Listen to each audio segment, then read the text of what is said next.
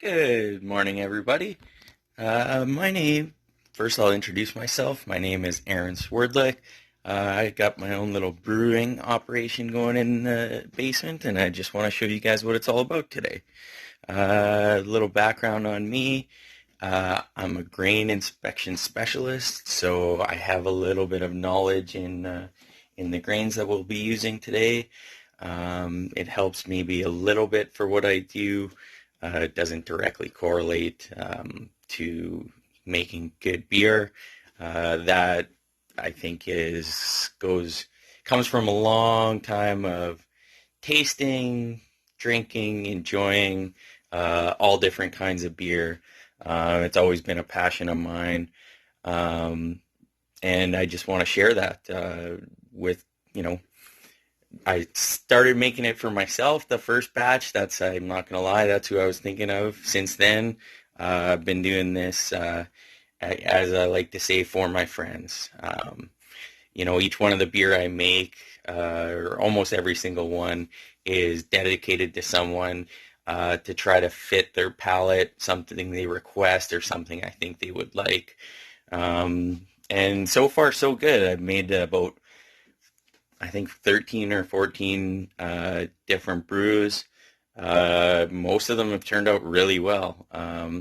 There's probably out of those beers, maybe two I probably wouldn't make again, and maybe one beer that maybe needs one or two that maybe need a little bit of tweaking, but extremely pleasant, drinkable, even the ones that need tweaking.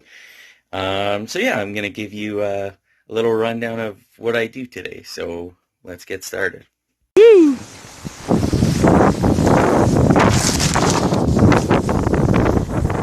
Hi, Ray. So the first thing I'm gonna show you, we're gonna start with the brewing area. Like many, small to large breweries, the space you use is very important. You need to make sure you have enough space to maneuver around, and nothing in the area that could cause contamination or anything like that. So here's a little tour of what we're working with today. So yeah, that's the brewery. It's in the laundry room. So the equipment's not here right now. We got to set that up still, but you'll see how this quickly transforms into it's pretty much actually the same room, but with a brew kettle. But yeah, this is it.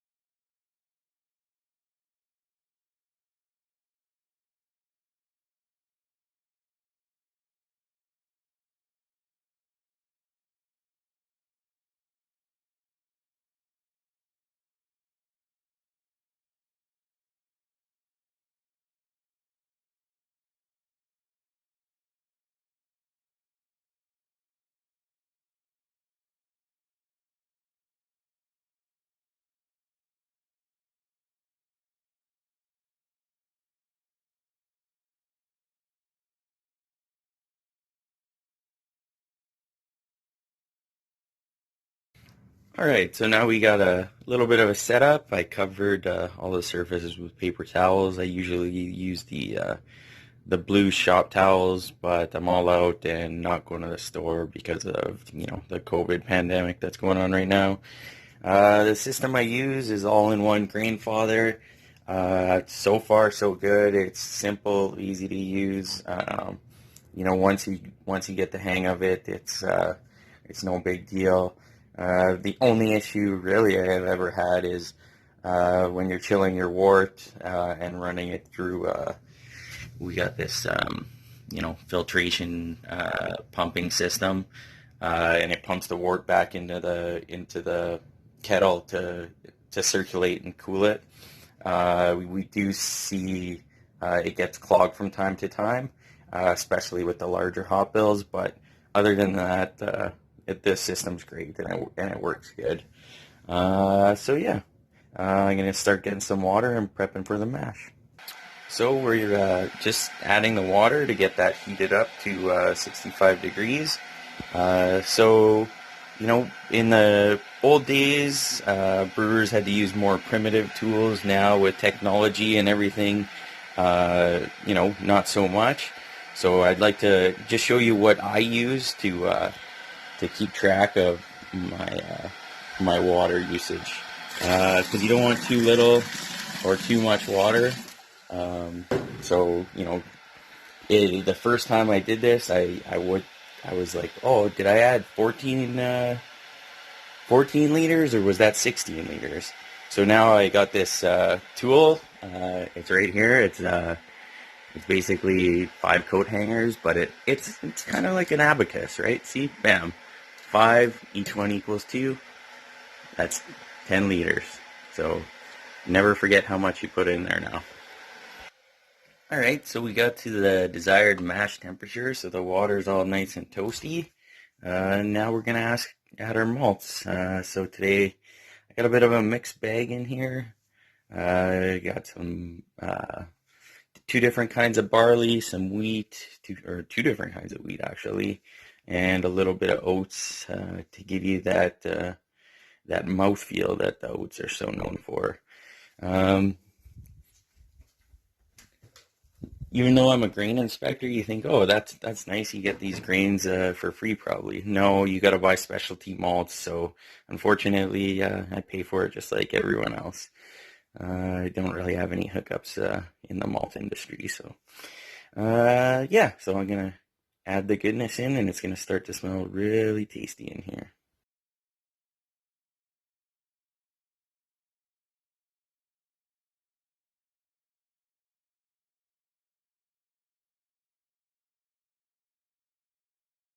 Now you got your mash in there. Just gave it a good stir. It should look like oatmeal and should smell even better soon. So everything's going now. We got the recirculator going and nice malty goodness starting.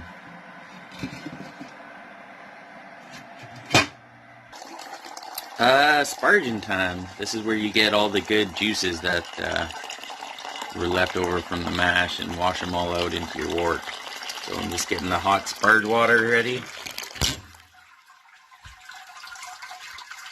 Pour it on top. And that takes all the yummy sugars from the malt and puts it down there into your wort.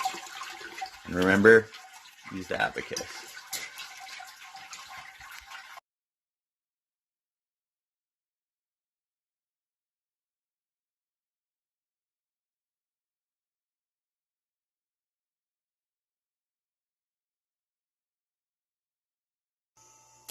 So while I got the carboy slowly filling up, that happens a lot. Like I said earlier, with the higher amount of hops, sometimes it slows down the pump because the filter gets clogged, but it's no big deal. It just takes a little longer.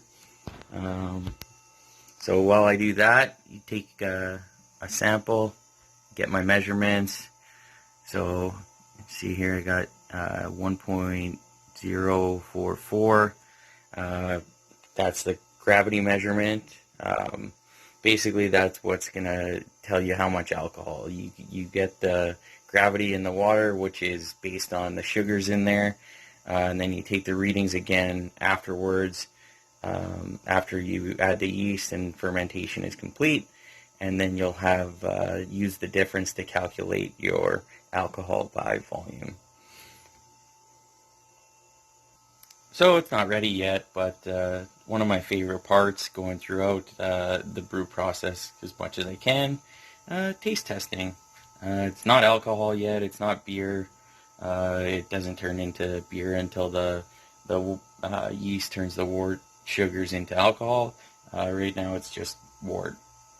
So you can get a bit of an idea of what you're going to get from it, but it's far from a finished product. So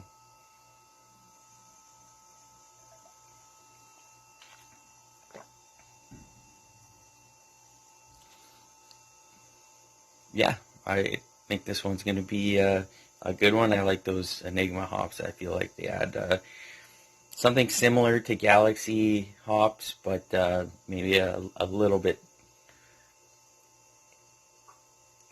maybe a little fruitier almost. Not citrusy per se.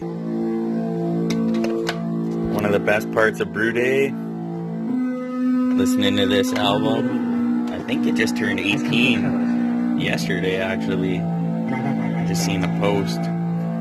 Always crank this at least once during the brew process. I think it makes the beer taste better.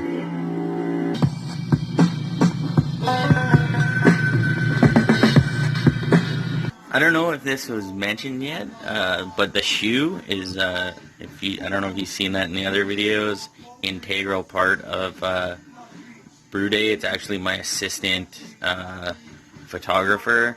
See, this is how it works. It's a smart shoe, so it not only does it run, but it records videos. See, you just insert the phone like such, and then bam, smart shoe.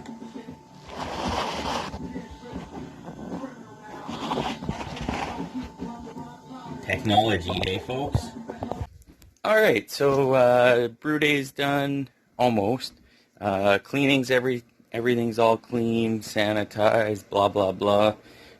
Just out drying now, so I can put it away.